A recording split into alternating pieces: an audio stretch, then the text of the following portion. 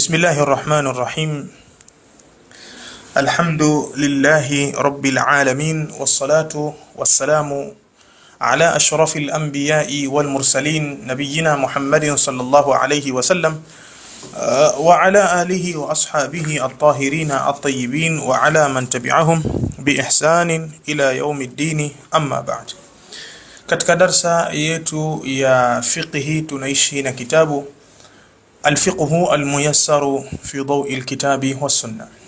Tumeishia katika masala ya arkanu sala, nguzo za sala, na leo insha Allah tutaondokea katika masala tuliposimamia. Natumai sauti yangu inafika vizuri kwenu nyote huko. Naam. طيب alhamdulillah. طيب.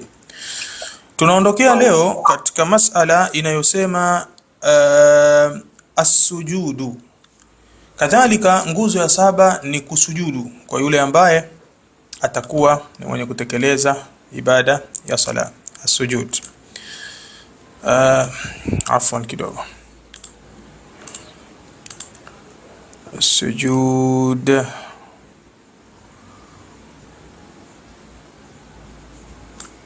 طيب. قال هنا نمبر 7 السجود ni kusujudu liqaulihi ta'ala, kwa kauli yake Allah subhanahu wa ta'ala alipoamrisha katika suratul hajj, wa usjudu, na sujuduni, bimaana ya ayyuhalladhina amanu rka'u wasjudu wa'budu rabbakum wafa'alul khaira la'allakum tuflihun. Natumaita kwa aya ni hiyo. Kwa hivyo Allah tabaraka wa ta'ala alituamrisha ya ayyuhalladhina amanu, enyi mlioamini, irka'u, sujuduni, rukuni, wasjudu, na musujudu, wa'budu rabbakum, na mumwabudie Mola wenu, la'allakum tuflihun. Idhan waliqaulihi sallallahu alayhi wasallam fi hadithi al-musii, na kauli ya mtume sallallahu alayhi wasallam aliposema katika ile hadithi maarufu tulianza kuizungumza kwa nyuma, hadithi ya yule bwana aliyeharibu swala. Al-musii ni mtu aliyeharibu swala. Qala thumma sujud hatta tatma'inna sajidan, kisha mtume akamwambia ukiswali sujudu, hatta tatma'inna, mpaka utulizane, sajidan, hali ya kuwa umesujudu. Usije sujudu hujatulia ushainuka, sujudu, na ukisujudu tulizana. Wayakunu sujudu, na inakuwa hiyo sijida, fi kulli rak'atin, katika kila rakaa, marrataini, mara mbili, ala al-a'dha'i as-sab'ati al-madhkurati fi hadith ibn Abbas, na mtu atasujudu juu ya viungo saba, ala al-a'dha'i as-sab'a, juu ya viungo saba, al-madhkura, vilivyotajwa, fi hadith ibn Abbas, katika hadithi ya Abdullah ibn Abbas radiyallahu ta'ala anhu. Wafihi, na katika hadithi hiyo ya Ibn Abbas radiyallahu anhu asema sasa mtume, umirtu an asjuda, nimeamrishwa mimi. Bila shaka mtume sallallahu alayhi wasallam akiamrishwa, huwa ameamrishwa na Allah subhanahu wa ta'ala. Nimeamrishwa mimi an asjuda ala sab'ati a'dhumin, ni sujudu juu ya viungo saba. Aljabhati, kiungo cha kwanza kabisa ni kipaji cha uso. Aljabha ni kipaji cha uso. Wa ashara biyadihi ala anfihi, na kisha mtume sallam akaashiria kwa mkono wake kwenye pua yake. Bimaana huu mkono huu, jalia kidole chako gumba kinakaa kwenye pua. Al-ibham, kidole gumba hichi kiweke kwenye pua, kisha kidole cha shahada kiweke kwenye kipaji chako cha uso, yani kwenye kikomo. Hivi ndivyo alivyofanya mtume sallallahu alayhi wasallam, akiwa anamaanisha kipaji kikiwa kimekaa chini, yani kikomo hichi kikiwa kimekaa chini pale kwenye ardhi, na pua lazima iguse chini. Wa ashara biyadihi, na akaashiria kwa mkono wake, ala anfihi, kwenye pua yake. Tayib. Waliyadaini, na mikono miwili, warukbataini, na magoti mawili. Aliyadain maana yake ni viganja. Wanasema al-ulama rahimahumullah, neno hili aliyadu likitajwa kama hivi lilivyotajwa hapa, aliyadaini mathalan, basi makusudio yake ni viganja vya mikono peke yake. Ikisemwa aliyadaini, makusudio yake ni viganja vya mkono peke yake. Ili ikusudiwe kuanzia kwenye kiganja mpaka sehemu fulani, basi itasemwa aliyadaini ila, aliyadaini ila, kama ilivyokuja katika aya ya udhu, faghsilu wujuhakum wa aydiyakum ila almarafiq, kosheni nyuso zenu mkiwa mnatia udhu, na pia mtakosha vile vile aydiyakum, mikono yenu, ila almarafiq. Kwa hivyo hapo inaonyesha kwamba sio kiganja peke yake, ni kiganja mpaka kwenye vifundo. Lakini kwenye hadithi tutakuja kuziona nyingi tu, hadithi za kutayammam zimekuja zimetaja aidi peke yake, ni kiganja peke yake. Kwa hiyo wanavyoni wanafafanua katika masala kama hii, ikitajwa aliyadu peke yake, basi inakuwa ni kile kiganja cha mkono peke yake ndicho kinachokusudiwa hapo. Idhan huna waliyadaini, yani viganja vya mikono peke yake ndo vinagusa ardhi. Hii sehemu ya dhirai kuanzia hapa kinapomalizikia kiganja, hapa mtu anapovaa saa, kuanzia hapa mpaka kwenye elbow, kisugudi hiki, hairuhusiwi kugusa chini, bali Mtume kakataza kabisa, la yabsutu ahadukum dhira'ihim bisata alkalbi, mmoja wenu asizilaze na kuzitandika chini dhiraa zake mbili kama anavyotandika mbwa katika ibada ya swala. Idhan huna masala muhimma jiddan. Watu wengine wanaswali wakisujudu mikono na ilaza chini yote hivi, la, aliyadaini yani viganja peke yake. Ingekuwa inakusudiwa na dhiraa zilale, basi ingesemwa aliyadaini ila au aliyadaini wa hakadha. Thumma qala wa atrafi alqadamaini, na ncha za miguu miwili. Yani ncha inaweza kusudiwa hapa, ataraf ni vidole, sehemu ya kifua. Katika riwaya wa sudurul qadamaini, sudurul qadam yani sadrul qadam ni ile sehemu ya mbele pale kwenye vile vidole vya miguu, kwa chini huku pale sehemu ya chini ya vidole vya miguu. Kwa hiyo wakati mtu amesujudu, vile vidole vyake vya miguu vyote vinatakiwa vimesimama hivi katika ardhi. Isiwe ameweka kucha tu hivi amezigusisha hivi. Ni vidole visimame kabisa kwa kadiri Allah tabaraka wa taala atakavyomueleza. Hata wengine vidole vyao vifupi hawapati vizuri, wengine vidole vyao virefu ndo wanapata vizuri. Almuhim vidole vinasimama, vinaelekea kibla, kule ulikoelekea wewe kule. Vidole vinapinda, vinaelekea kibla, na magoti yanagusa, magoti mawili, arrukbatain, magoti mawili. Kadhalika vile vile mikono miwili inasimama vizuri, na mkono na kusudiwa ni huku kwenye tumbo la mkono, sio huku juu kwenye mgongo, ni huku kwenye tumbo.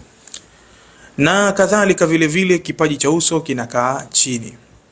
Huna masala, yani sitaki kuingia sana kwa sababu tukiingia yanaweza katotoa katika maudhu. Pengine labda kwenye maswali mnaweza mkawa nayo masala ya mtu kusujudu, labda kofia imefunika kipaji cha uso, au kilemba mtu kavaa imefunika kipaji cha uso, pengine baadaye huko wakati wa maswali. Sasa hivi wacha tuisogeze mbele darasa yetu insha Allah taala. Idhan alhasil huna, nukta ya 7, kusujudu ni lazima, na kila raka kusujudu inakuwa ni mara 2. Vipi mtu atasujudu? Atasujudu kwa viungo 7. Cha kwanza ni kipaji cha uso, cha pili na cha tatu ni mikono miwili viganja hivi, cha 4 na cha 5 ni magoti mawili, cha 6 na cha 7 ni vidole vya miguu yote miwili. Nadhani itakuwa hapo imeeleweka vizuri insha Allah taala. Ar-ruknu thamin wa tasi', nguzo ya 8 na ya 9, ar-raf'u minas sujudi, ni kunyanyuka kutoka katika ile sijida, waljulusu baina as-sajdataini, na kukaa kitako baina ya sijida mbili. Kwa hivyo tushafahamu kwamba kuna sijida mbili katika kila rakaa. Sasa katikati ya zile sijida mbili zitatofautishwa na hii nguzo tunaizungumza sasa. Kwa hivyo kumbe kule kusujudu ni nguzo, kuinuka kukaa kitako ni nguzo nyingine, kusujudu tena kwa mara ya pili ni nguzo nyingine. Kwa hiyo pana nguzo 3 katika kitendo kile kimoja pale. Cha kwanza mtu kasujudu, nguzo ya pili anainuka anakaa kitako pale kwenye rabbighfirli warhamni wajburni wahdini warzuqni wa'afini wa'fu, kisha kiporomoka tena kusujudu kwenda kwenye sijida ya pili ni nguzo nyingine vile vile. Kwa kile kikao cha baina ya sijida mbili kile ni nguzo, kile kikao baina ya sijida mbili ni nguzo. Qala ar-raf'u min as-sujudi, kule kunyanyuka kutoka kwenye sijida, hii ni nguzo ya kwanza. Dhibiti vizuri maelezo hapa. Kuna nguzo mbili zinazungumzwa, kuna nguzo ya 8 na nguzo ya 9. Nguzo ya 8 ni arrafu minas sujud, ni kule kunyanyuka kutoka kwenye ile sijida. Ukisha kunyanyuka pale, waljulusu, ukae kitako, usije ukachuchama, usije ukafanya kaa kitako. Waljulusu, hii ni nguzo ya 9. Aljulusu baina sijidatain, watakiwa ukae kitako baina zile sijida mbili. Liqaulihi sallallahu alayhi wasallam lilmusii, kwa sababu mtume sallallahu alisema kumwambia yule mtu aliyeharibu swala yake, thumma, kiisha baada ya hapo, irfa, nyanyuka, hatta tatma'inna jalisan, mpaka utulizane katika hali ya kukaa kitako. Ukisha kusujudu sijida ya kwanza, nyanyuka, hatta tatma'inna jalisan, mpaka utulizane katika hali ya kukaa kitako. Ar-ruknul ashir, nguzo ya 10, at-tuma'ninatu fi jami'il arkani, ni kutulizana katika nguzo zote. Ukisimama unasoma Qur'ani, tulizana. Ukirukuu, tulizana. Ukisujudu, tulizana. Ukifanya hivi, tulizana. Kila unachokifanya usifanye haraka haraka. At-tuma'nina ni kuwa na utulivu na kutulizana fi jami'il arkan, katika nguzo zote. Wahia, na maana ya at-tumanina, as-sukun, ni utulivu. Watakunu, na utakuwa huo utulivu, biqadri alqawli alwajibi fi kulli rukn, ni kwa kiwango cha ile kusema kauli ya lazima katika kila nguzo. Na hii masala tumeitaja katika nadhani darasa iliyopita. Wewe na mimi tutamhukumu vipi kwamba huyu mtu hajatulizana katika ile swala yake pale? Tutamhukumu ni kwa kuwa kile kiwango alichorukuu au kile kiwango alichosujudu, kiwango kile hakitoshi hata kusema subhana rabbiyal a'la au subhana rabbiyal azim, hakitoshi.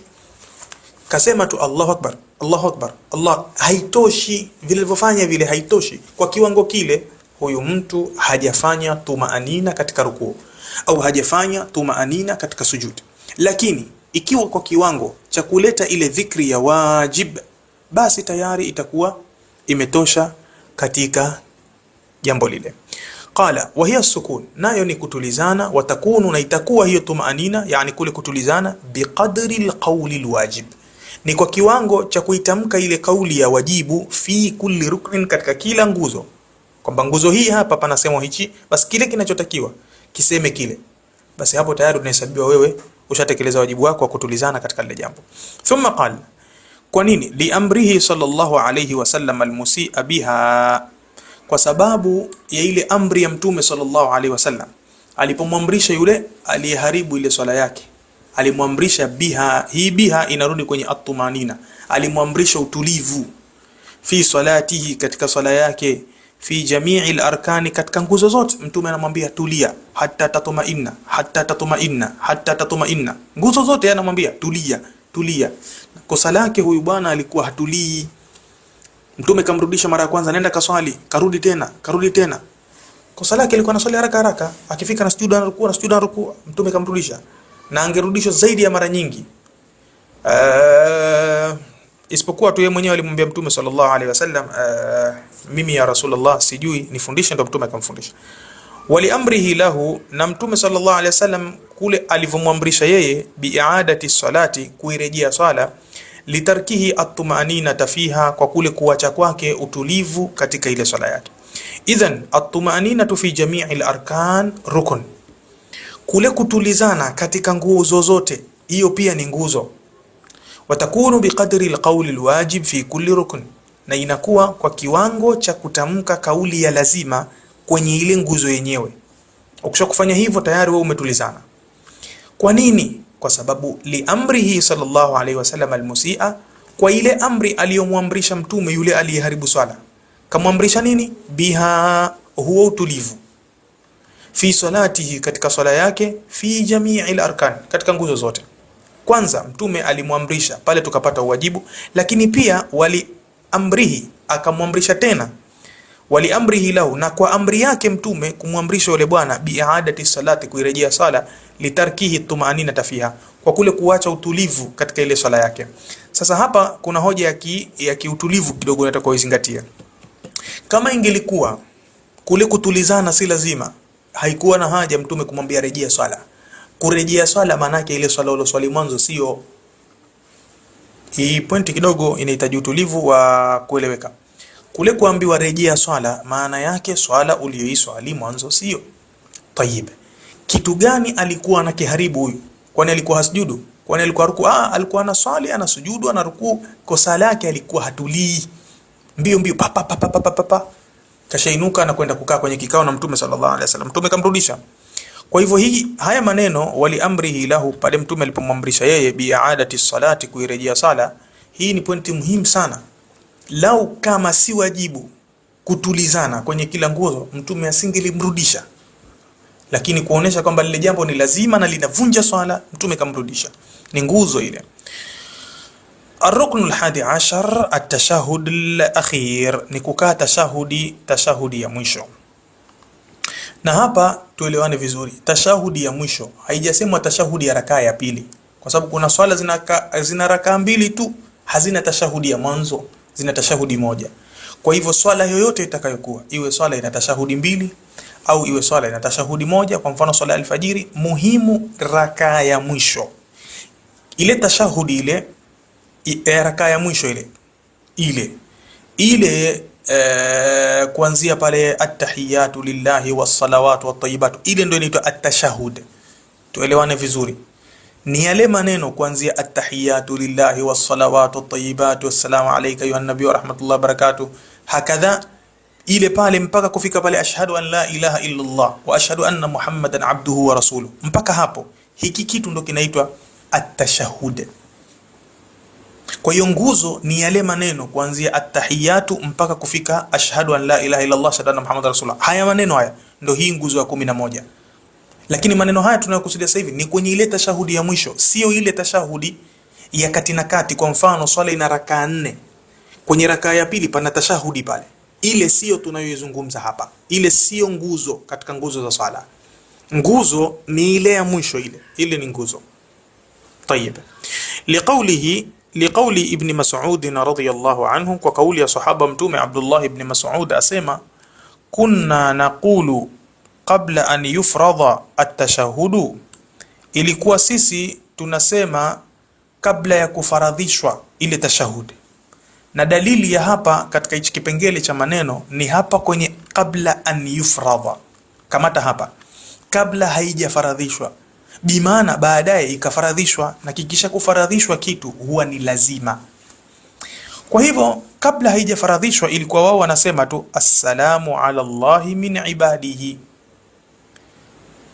assalamu ala Allahi min ibadihi, salam na amani ziloko juu ya Allah subhanahu wa ta'ala kutokamana na waja wake, wakitamka maneno haya.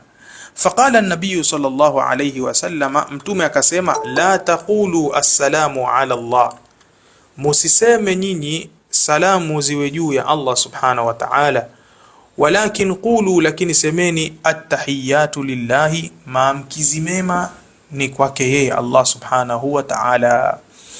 Kwa hivyo hapo ikawa imefaradhishwa. Fabaddala qawluhu sallallahu alayhi wa sallama qabla an yufrad, fadalla qawluhu radiyallahu anhu.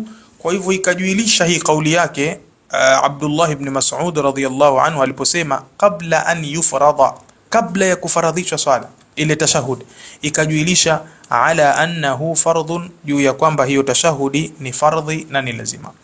Idhan hii mas'ala ni mas'ala muhimu jiddan. Umuhimu wake unakuja vipi?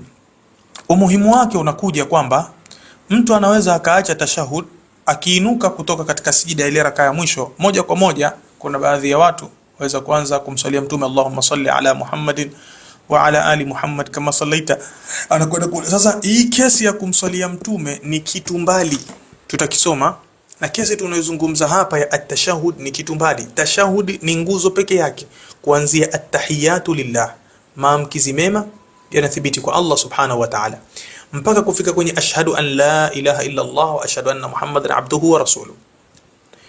Sasa hii ndio hii tunaisoma hapa, na dalili kwamba ni lazima ni maneno haya. Fadalla qawluhu, imejuilisha kauli yake aliposema qabla an yufrada, kabla haijafaradhishwa, maana yake baadaye ikafaradhishwa, ala annahu fardhun, juu ya kwamba hicho kitu ni faradhi. Rukn ya 12 ni aljulusu litashahudi alakhir. Sikia sasa, ni kule kukaa kitako kwa ajili ya ile tashahudi ya mwisho. Tashahud ni yale maneno. Sasa yale maneno yenyewe mtu akiwa anayasema ayaseme akiwa amekaa kitako. Liannahu sallallahu alayhi wasallam fa'alahu, kwa sababu mtume ndo alifanya hivyo. Wadawama alayhi, na alidumu juu ya jambo hilo. Hakuonekana mtume sallallahu alayhi wasallam akikaa tashahudi akiwa akileta tashahudi akiwa amesimama, akileta tashahudi akiwa sijui akileta tashahudi mtume sallallahu alayhi wasallam huwa amekaa kitako. Katika riwaya kwa at-tawarruk, katika riwaya kwa iftirash, katika riwaya yani ala ikhtilafi baina al-madhahib. Almuhim riwaya za at-tawarruk zina nguvu kwetu katika madhahib, katika madhhab. Qala huna wadawama alayhi, na mtume sallallahu alayhi wasallam alidumu juu ya kufanya hivyo. Na mtume akidumu juu ya kitu, hiyo inakuwa ni hoja. Wa qala, na akasema sallu kama raaitumuni usalli, swalini kama mlivyoniona mimi ninasali. Kwa hiyo kila mtume akiangaliwa anavyosali, tashahud anaileta akiwa amekaa. Kwa hiyo nguzo mbili hizo, kule kukaa kitako ni nguzo ya 12, na kule kuyasema yale maneno yenyewe pale kwenye kile kitako ni nguzo ya 11. 13 at-taslim, ni kule kutoa salamu. Liqaulihi sallallahu alayhi wasallam, kwa kauli ya mtume mwenyewe amesema mtume sallallahu alayhi wasallam, wa tahliluha at-taslim, kuihalalisha sala yani kuifungua, kuitoa katika ile hali ya kujiharamishia yale mambo ambayo wewe ulikuwa huruhusiwi kuyafanya wakati unasali. Utaihalalisha vipi? Tahliluha at-taslimu, utahalalisha kwa kutoa salamu. Utaifungua ile swala yako kwa kutoa salamu. Fayaqulu an yaminihi, atasema mtu kwa upande wake wa kulia, assalamu alaykum wa rahmatullah. Wa an yasarihi, na mkono wake wa kushoto, assalamu alaykum wa rahmatullah. Bas itakuwa hapo amekwisha kuitekeleza ile nguzo. Na kadhalika vile vile tartibu, nguzo ya mwisho ya 14, tartibu al-arkani ala ma taqaddama bayanu, ni mtu kuzipangilia, tartibu al-arkan, kuzipangilia hizi nguzo, ala ma taqaddama, kwa namna hivyo hivyo ilivyotangulia, bayanuhu, ubainifu wake. Lianna an-nabiy sallallahu alayhi wasallam, kwa sababu mtume sallallahu alayhi wasallam, kwa sababu mtume sallallahu alayhi wasallam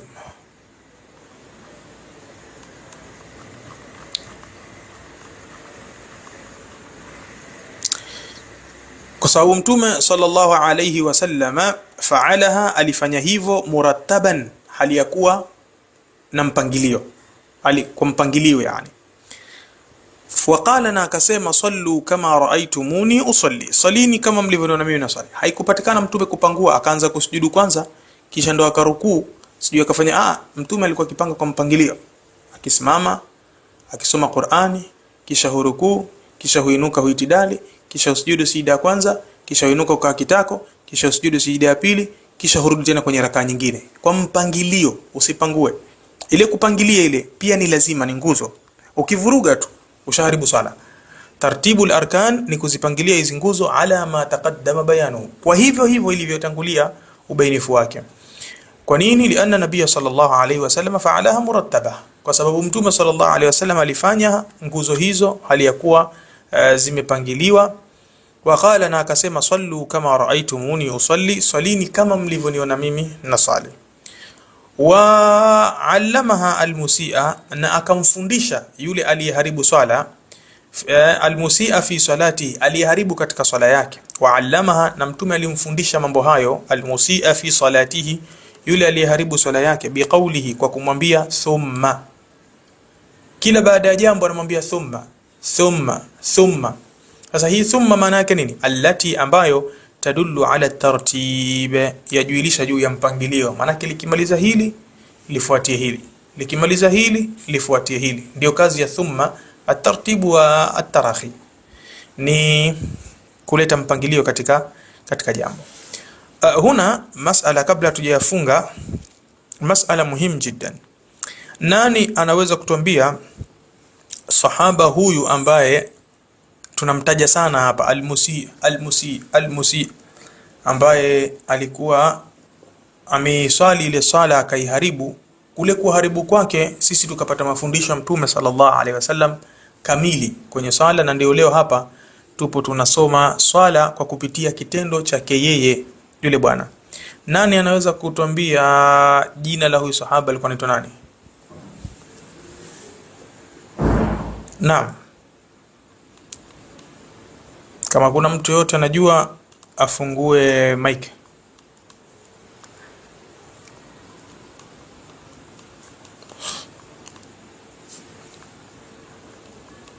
Tayeb.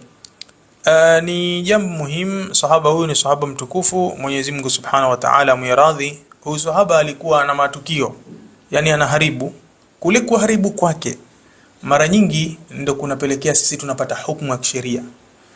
Kwenye masala ya atayammum tutakuja kumkuta sahaba huyu.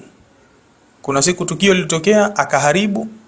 Alipoharibu Mtume akafundisha sallallahu alaihi wasallam, sisi tunapata mafundisho. Wanasema maulama rahimahumullahu ta'ala alikuwa anaitwa Khalad ibn Rafi'. Andika jina hilo. Khalad ibn Rafi' radhiyallahu ta'ala anhu. Ni sahaba huyu wa Mtume sallallahu alaihi wasallam mtukufu. Leo hii sisi tusoma mafundisho ya dini haya kwa sababu tu yeye alihusika katika lile jambo. Khalad ibn Rafi'. Wako baadhi ya wanavyuoni wanatia shadda Khalad, lakini wengi wanasema ni Khalad ibn Rafi' radhiyallahu ta'ala anhum ajma'in. Tayib, kabla tujaenda mbele, watu sasa wafungue maiki kidogo kwa ajili ya tuulizane kama kuna kitu hakijaeleweka katika masala tuliyosoma. Naam. Naam, Saifullah. Fungua maiki. Naam, assalamu alaykum wa rahmatullahi wa barakatuh. Alaykum assalam wa rahmatullahi wa barakatuh. Naam, swali langu liko hapa katika hii nguzo ya 11 ambayo inasema tashahudul akhir. Na ukasema kwamba nguzo ya hii sehemu ni ile atahiyatu lillahi mpaka washhadu anna Muhammadan abduhu wa rasuluhu. Yani vipi sasa ikitokea mfano mtu uko kwenye yote tashahudi ya mwisho na ukasoma hiyo bila kuleta ile jambo la kumswalia Mtume sallallahu alaihi wasallam, halina madhara yoyote hiyo katika kupunguza mfano ujira wa swala au madhara yapo kwa sababu ala ikhtilafin baina al-ulama, wako ambao wanahesabu as-salatu ala nabi rukn, ni jambo la nguzo katika sala wako, na wako wanaona si katika nguzo bali ni katika wajibatu sala. Kwa hivyo khurujan min al-khilaf, ili kujitoa wewe katika khilaf, maana kwa vyovyote itakavyokuwa iwe nguzo au iwe ni wajib min wajibati as-sala, tarkuhu amdan yubtilu as-sala, kuacha hilo jambo kwa makusudi linabatilisha sala. Kwa hivyo kwa msingi huo kumswalia Mtume sallallahu alaihi wasallam ni jambo la lazima katika sala, kwa mtazamo wangu wale wanaona ni nguzo, na kwa mtazamo wale wanaona ni wajib katika wajibatu as-sala. Na hilo ni jambo moja. Jambo la pili, wako baadhi ya wanavyuoni wanaochukulia kwamba tukisema at-tashahhudul akhir inaungana kuanzia at-tahiyatu mpaka as-salatu ala nabi. Hiyo ni kesi nyingine mbali. Kwa hiyo ukizingatia kesi hii ya kwamba yaungana at-tahiyatu mpaka kwenye as-salatu ala nabi, maana yake as-salatu ala nabi ndio imeungana pale, ndio nguzo hiyo, haina ishkali. Na ukizingatia upande wa wale wengine wanaona kwamba ni ruknun mustaqillun, ni nguzo yenye kujitegemea, masala mengine mbali. Na ukizingatia wale wanasema ni wajib, basi pia yani huchomoki, yani huwezi kuikwepa. Umenipata sio? Saifullah. Naam, nakupata ustadhi. Barakallahu fika. Afu kuna swali lingine, samahani. Naam. Katika hii ruknu ya 13 ya at-taslim. Naam. Hapa tunaambiwa katika jambo la kutoa salamu ni assalamu alaykum wa rahmatullah, wa an yasarihi assalamu alaykum, wa an yasarihi assalamu alaykum wa rahmatullah. Lakini kuna kipindi tunadiriki maimamu zetu wakipindua wanatoa salamu, unakuta wanatoa kwa assalamu alaykum wa rahmatullahi wa barakatuh, assalamu alaykum wa rahmatullah, au anamalizia pia assalamu alaykum wa rahmatullahi wa barakatuh. Je, ila wa barakatuh inajuzu? Ziko riwaya zinazoruhusu hivyo. Barakallahu fikum. Umenipata sio? Ndio, nimekupata. Ziko riwaya nyingi katika hichi kitabu chetu sisi, kama jina lake lilivyo, al-fiqhu al-muyassar. Linafanya yani muyassar taysir, yani akileti mambo mengi mizozo, aleta lile jambo la msingi la lazima ambalo watu wote hawawezi kulikataa. Unafahamu sio?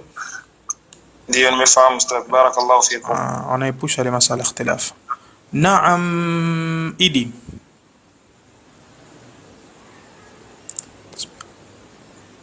Naam, assalamu alaykum ustadh. Wa alaykum assalam wa rahmatullahi wa barakatuh.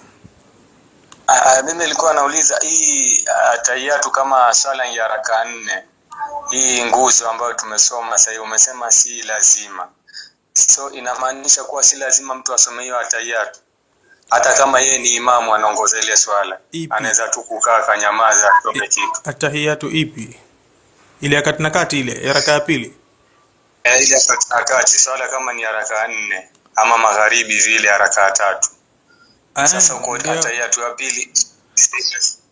Ndio masala yake, ndio hicho kipengele tunachokuja kukisoma sasa hivi kinachoitwa wajibatu salati. Tumemaliza nguzo, sasa tunaingia katika wajibati. Sasa tukiingia hapa katika wajibati, ndio hilo swali lako utaona linavyojibika. Je, mtu akiwacha jambo la wajibu aweza tu mwenyewe kuamua kuacha jambo la wajibu? Hilo swali lako ni hivyo, sio kwamba yule imamu yeye aweza kukaa kimya tu pale, si ndio?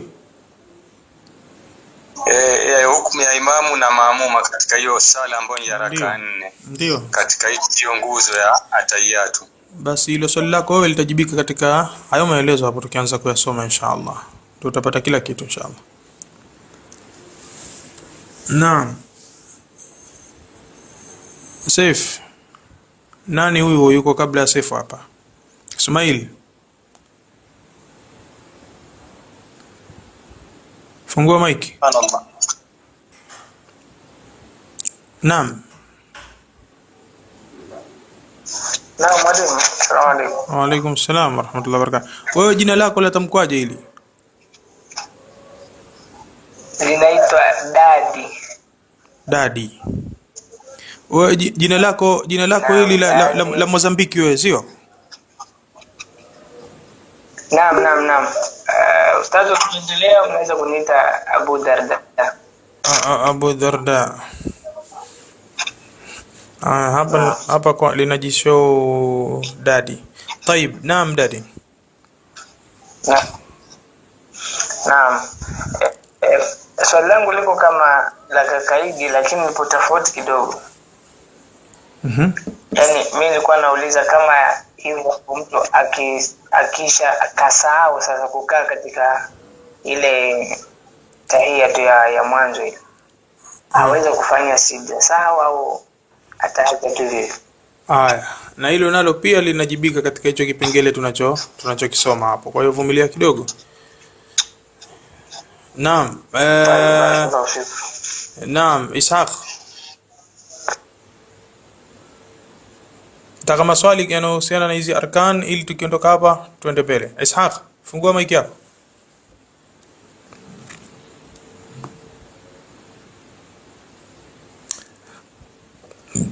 Tayeb. Sasa bismillahir rahmanir rahim, tunaingia katika masala ya almas'alatu alkhamisa fi wajibatiha.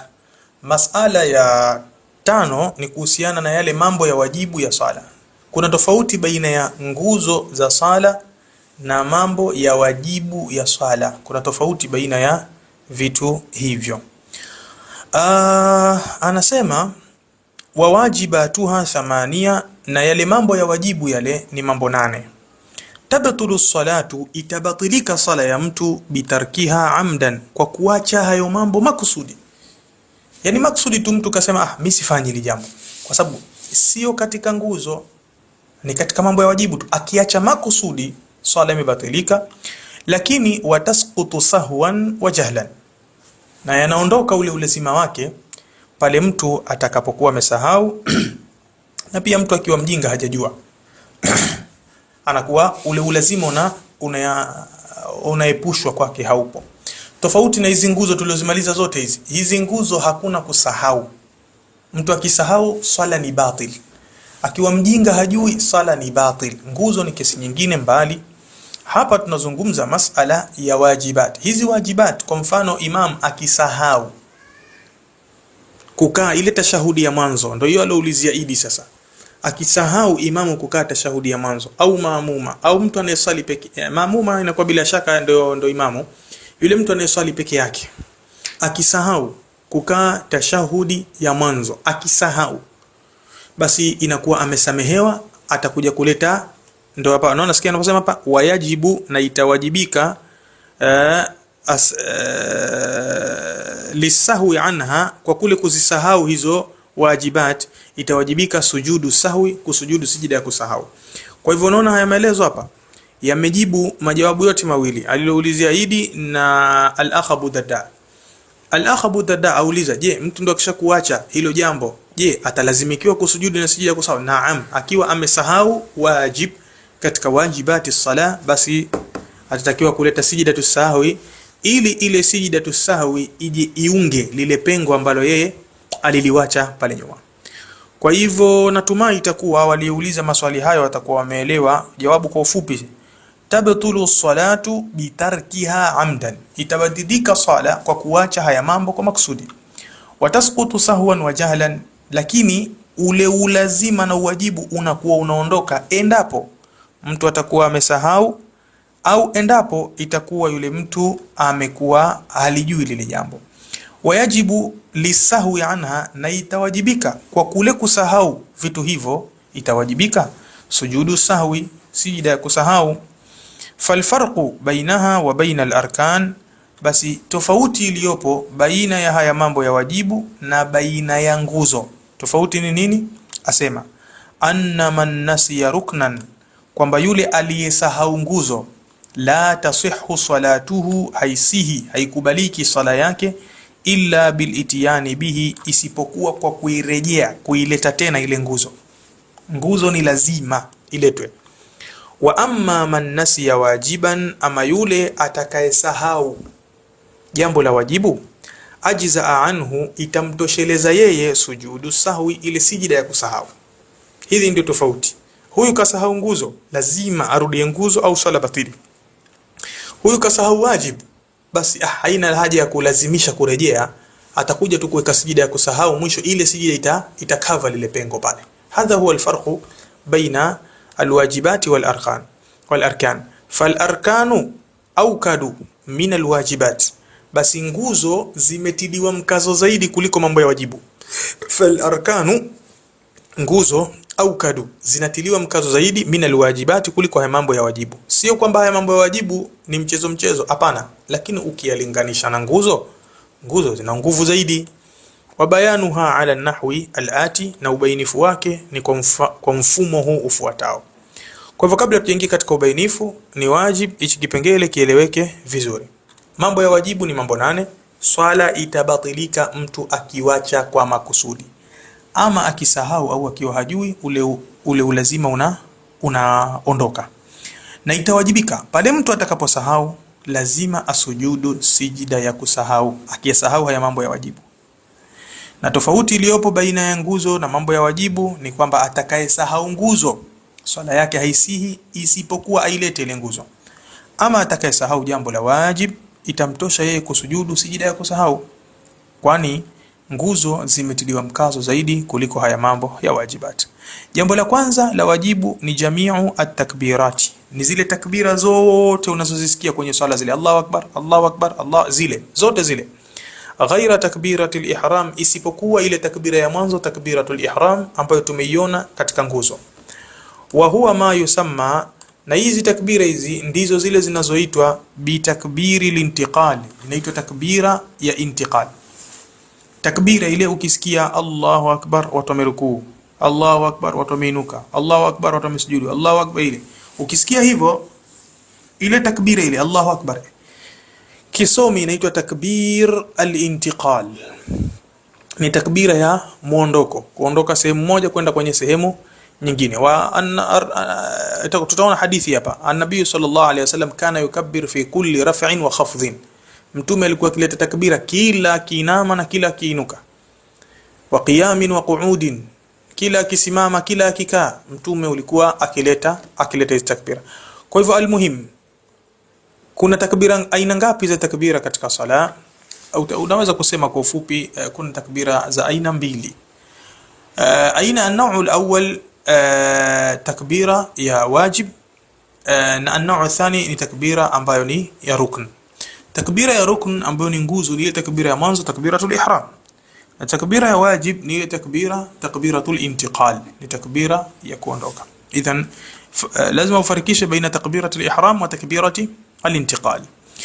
Liqauli ibn Mas'ud radiyallahu anhu, kwa kauli ya Abdullah ibn Mas'ud alikuwa anasema raaitu an-nabiyya yukabbir, nimemwona mtume sallallahu alayhi wasallam akileta takbira fi kulli raf'in wa khafdhin, katika kila muinuko na muinamo. Fi kulli raf'in, katika kila muinuko, wa khafdhin na muinamo, wa qiyamin na kisimamo, wa qu'udin na kikao. Kwa hivyo an-nabii sallallahu alayhi wasallam alikuwa akileta takbira, na faqad wadhaba an-nabii sallallahu alayhi wasallam alayhi, kwa hakika alidumu. Wadhaba yani dawama, alidumu mtume sallallahu alayhi wasallam alayhi, juu ya jambo hilo, ila an mata, mpaka alipokufa. Yeye alikuwa kila akiswali, kila akiinama, kila akiinuka ni takbira.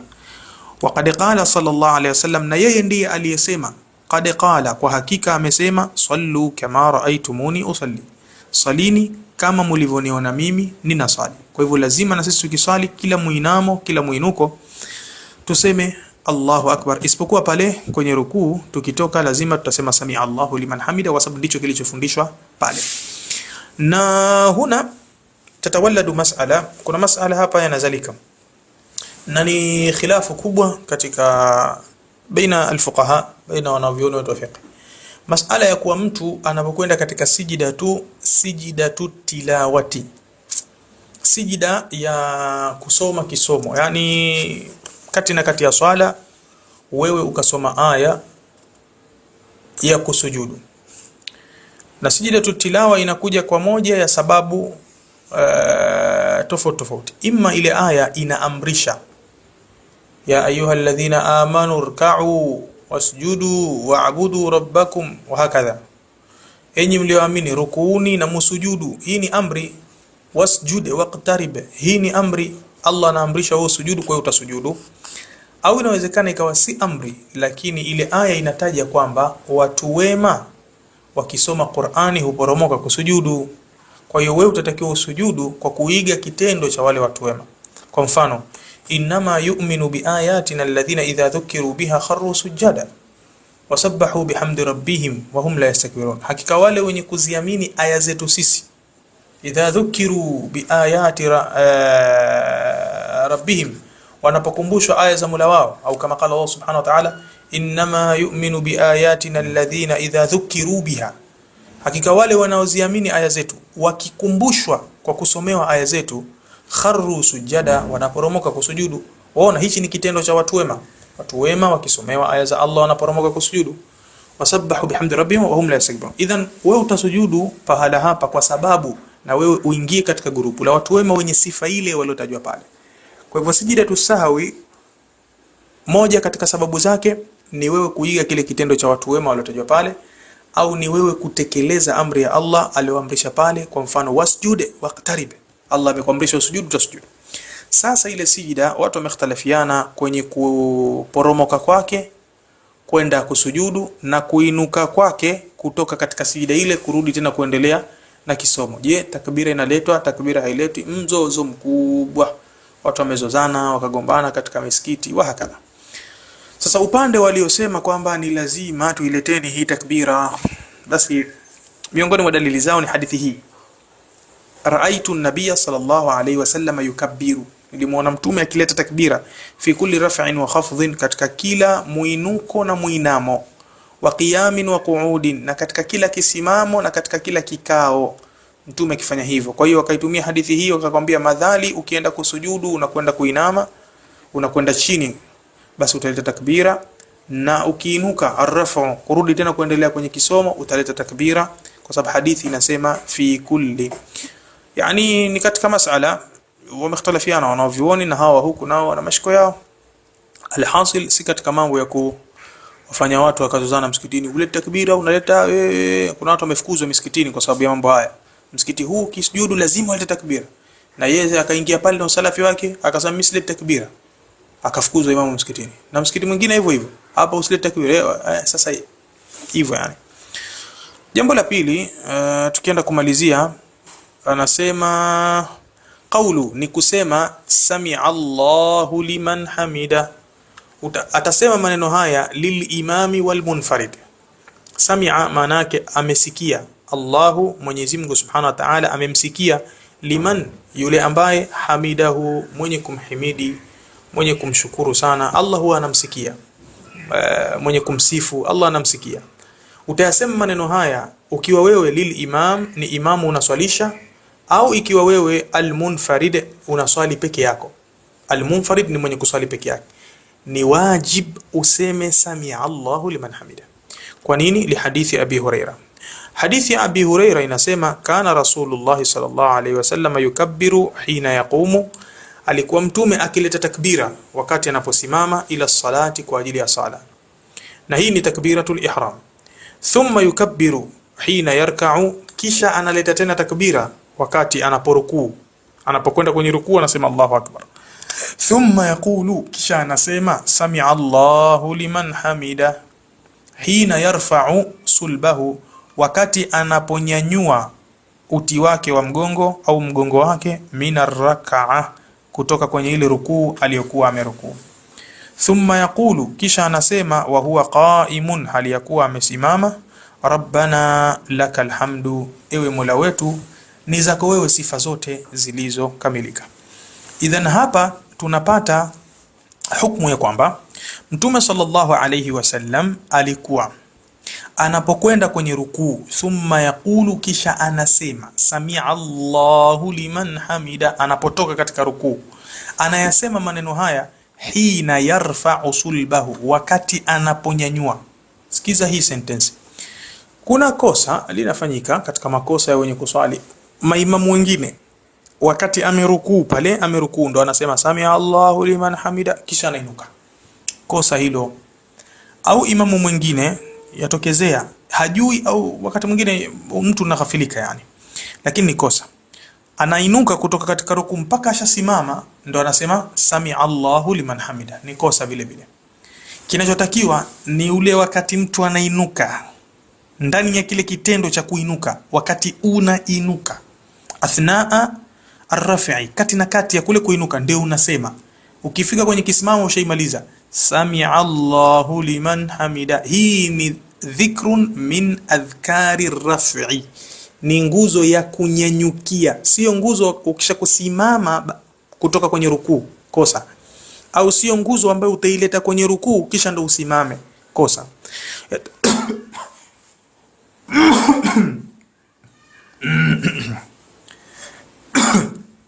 Itakiwa unainuka nayo hina, wakati ambapo, angalia hina dharfu hiyo, wakati ambapo yarfa'u sulbahu, anaunyanyua uti wake wa mgongo, mina rak'a, kutoka kwenye rukuu. Ule wakati wa kunyanyua mgongo ule ndio mtu anasema maneno haya.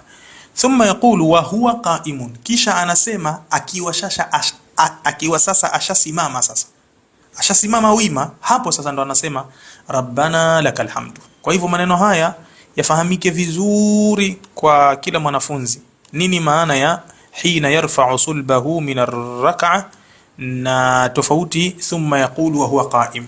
Haya maneno tofauti, ukiweza kuyatofautisha utaweza kuielewa. Ukiambiwa mtu akisha kusimama akisema sami Allah, utaelewa. Ukiambiwa kosa ni vipi yani, mpaka uelewe hina yarfa'u sulbahu min ar-rak'a.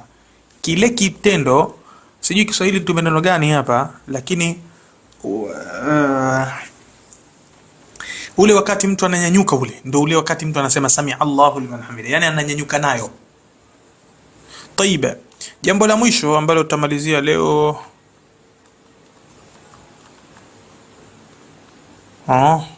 ni hapa.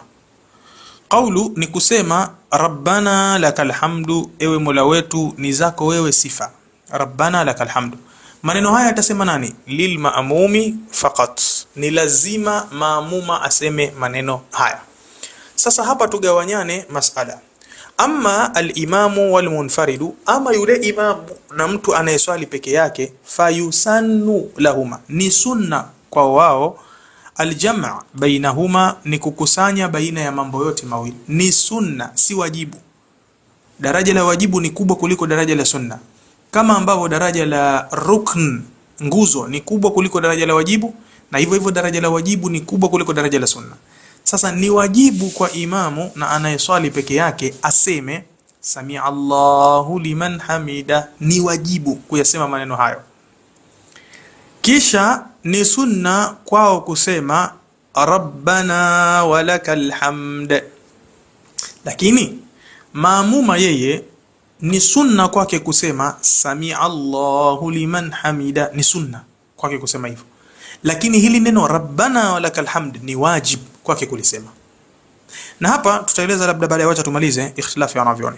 Li hadithi Abi Hurairah al-mutaqaddim, kwa hadithi ya Abi Hurairah iliyotangulia, inaeleza kwamba mtume alikuwa sallallahu alaihi wasallam akisema Sami Allahu liman hamida Rabbana lakal hamd.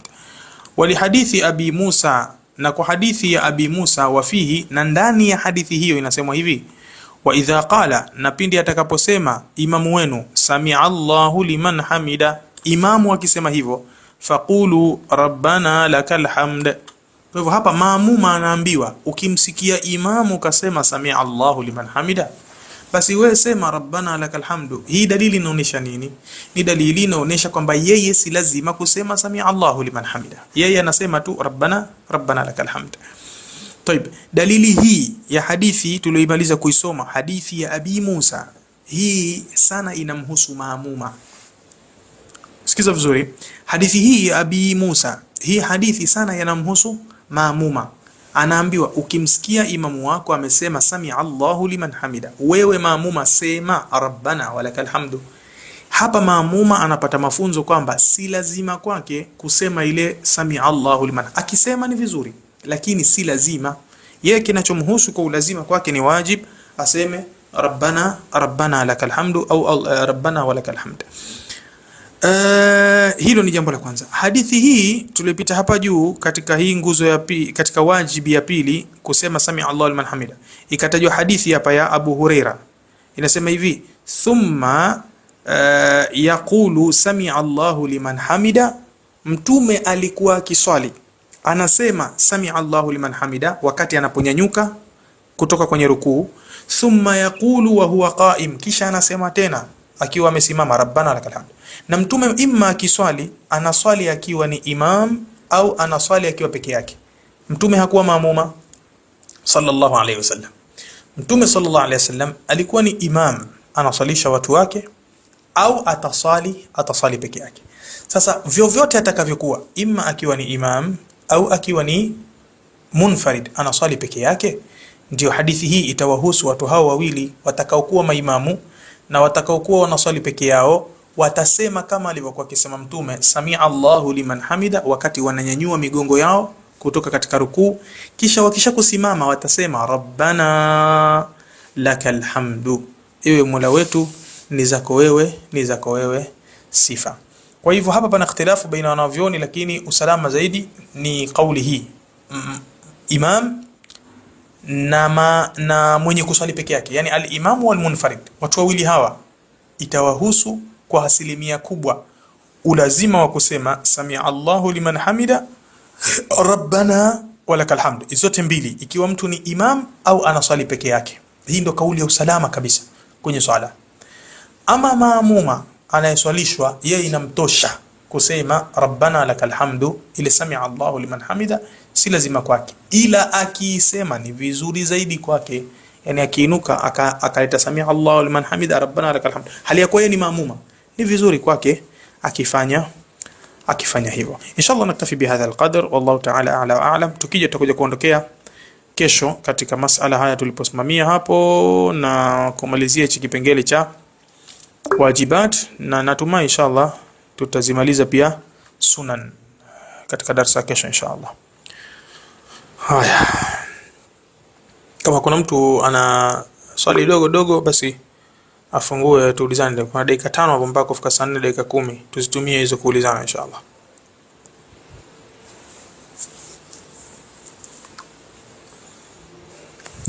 Assalamu alaikum wa rahmatullahi wa barakatuh. Wa alaikum assalam wa rahmatullahi wa barakatuh.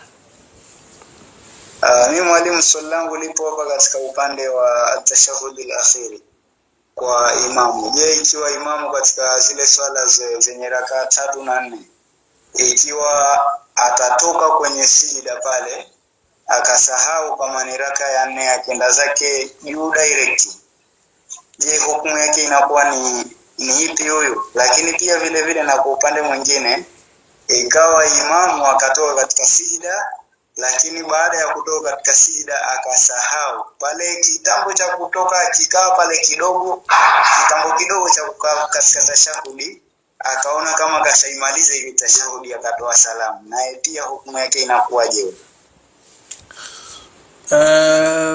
Tukianza na imam ambaye kishamaliza rakaa ya 4, alikuwa anatakiwa kae tashahudi ya mwisho, lakini yeye akasimama, si ndio? Ndio.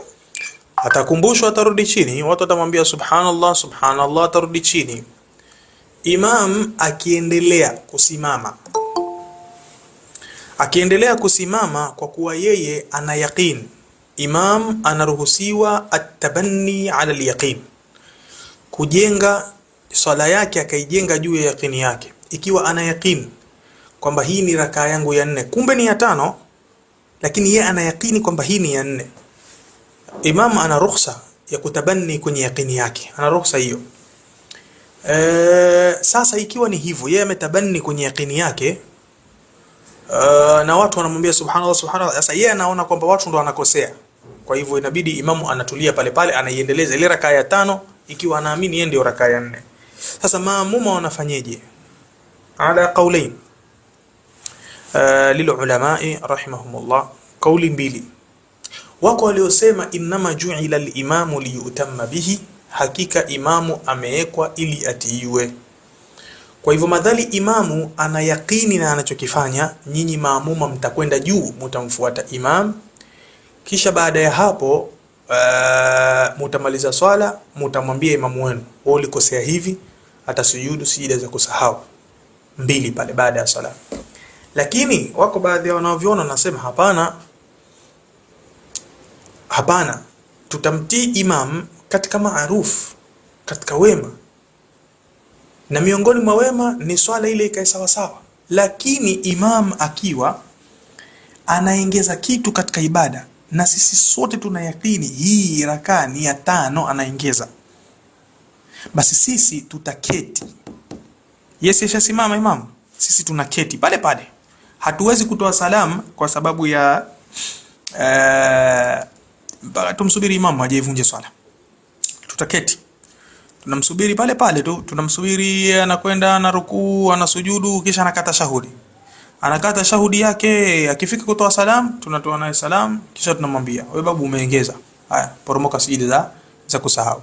Hizi ndizo kauli mbili mashhur za wanaovioni endapo imamu atazidisha katika sampuli kama hiyo. Swali la pili ilikuwa vipi ile? Kwanza umeelewa hiyo sio? Hiyo nimeelewa sana, alhamdulillah. Swali la pili ni kwamba kile kitambo cha imamu kashakwenda sijida, baada ya kurudi pale akasahau. Sijida ipi? Yani sijida ya mwisho ile ya raka ya 4 ama ya 2.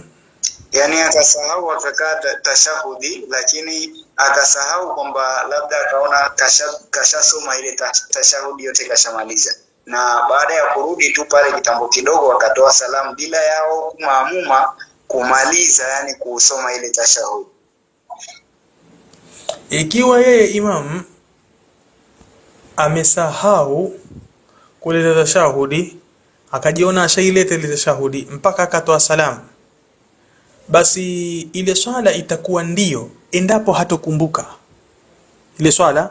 Maamuma wote hawana swala zao hazijabatilika, kwa sababu wao wanaamini imamu atakaa tashahudi, lakini watashangaa, mbona kitambo kidogo tu haraka haraka katoa salamu. tutajua kwamba imamu labda kaipeleka mbio mbio ile tashahudi yake akatoa salamu. Kwa hivyo sisi maamuma hatuna makosa kwenye swala yetu. Sasa huyu imam yeye ikitokea baadaye anakumbuka kwamba mimi pale sikuleta tashahudi pale, nilifanya haraka zangu mimi nikaivunja ile atatakiwa yeye sasa, ikiwa wakati wa swala ile ushaisha, kwa mfano ilikuwa ni swala ya adhuhuri, ikiwa wakati wa adhuhuri ushaisha, yeye anakuja kukumbuka wakati wa magharibi, ndo anakumbuka kwamba ile swala ya adhuhuri mimi niliswali vile. Kwa hapa sasa itabidi ailipe swala ya adhuhuri yote mwanzo mpaka mwisho. Kwa nini? Kwa sababu ule muda wa ile swala ya adhuhuri ambao yeye aliweka pengo katika nguzo ya swala, ile swala ilikuwa haijatimia, ule muda wa adhuhuri ushaisha, alasiri shaisha, magharibi ndo anakuja nakumbuka yeye. Kwa hiyo ataiswali swala nzima.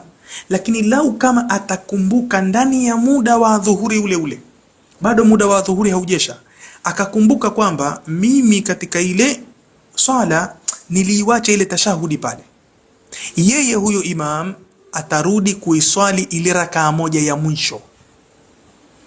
Ile rakaa moja ya mwisho ile ndio ilikuwa haijatimia ile. Zile 3 za mwanzo alhamdulillah zimetimia. Hii ya mwisho hii ambayo ndio ilikosa tashahud, ataiswali hii rakaa nzima, kisha atakata tashahud, atamaliza, atasujudu sijida 2 za kusahau. Sasa tofauti ni hiyo, ikiwa swala anapokumbuka muda wa swala ushaisha, atailipa swala yote, swala nzima, kwa sababu ni sawa sawa na mtu ambaye hajaswali. Yani muda wa dhuhuri umepita, hajaswali kabisa, ndio huyu atakuwa hivyo. Ama akikumbuka ndani ya dhuhuri, basi atahesabika kuwa ni mtu ashaswali lakini ana pengo, anadaiwa, atailipa ile rakaa ambayo yeye alikuwa ameweka pengo ndani yake. Umeelewa Sefu, sio? Naam, shukran, mashaallah. Taib, nyinyi wengine hapa Idi nani nimeona hapa mmeinua mikono, lakini mimi muda wangu ushaisha. Natakiwa nivunje darasa hapa, kwa darasa nyingine zinanisubiri huko. Sasa kama kuna maswali yenu yakeni kesho inshallah, au mnaweza mkayatuma kwenye group hapo, kesho tukaanza nayo vyovyote mtakavyoamua, lakini naomba sasa hivi munipishe kidogo nikapumzike kidogo nipate angalau chai, kisha baadaye niingie kwenye darasa nyingine inshallah. Naktafi bihadha alqadr, wallahu ta'ala ala wa alam. Subhanakallahumma bihamdik wa nashhadu an la ilaha illa anta nastaghfiruka wa natubu ilayk, walhamdulillahi rabbil alamin.